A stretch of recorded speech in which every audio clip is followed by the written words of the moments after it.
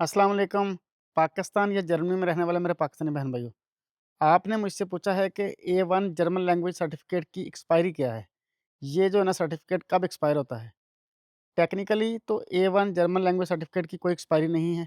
ना इस सर्टिफिकेट के ऊपर लिखी होती है कि 1 साल तक वैलिड है या 2 साल तक वैलिड है। जैसा कि आईएलटीएस या टोफल के सर्टिफिकेट की कोई एक्सपायरी नहीं ना होती, इसी तरीके से जर्मन A1 लैंग्वेज सर्टिफिकेट की भी कोई एक्सपायरी नहीं होती। लेकिन होता ये है कि जब आप जर्मन एम्बेसी में फैमिली रीयूनियन वीज़ा के लिए अप्लाई करते हैं ना, तो वो आपको कहते हैं कि आपका सर्टिफ़िकेट 1 साल से ज़्यादा पुराना ना हो। आज तारीख़ है जनाब 5 अप्रैल 2026। ये जर्मन एम्बेसी पाकिस्तान की वेबसाइट के ऊपर लिखा हुआ है।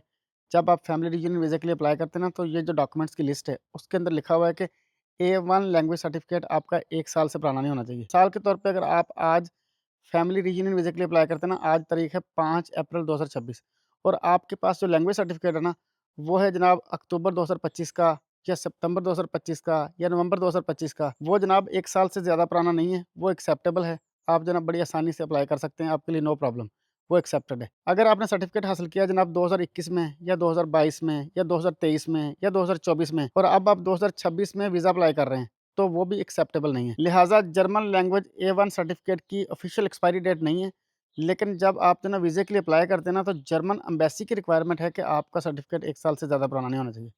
मेरा ख़्याल है आपको बात समझ आ गई होगी। अपना और अपने प्यारों का बहुत सारा ख़्याल रखिए और मुझे आप अपनी दुआओं में याद रखिए।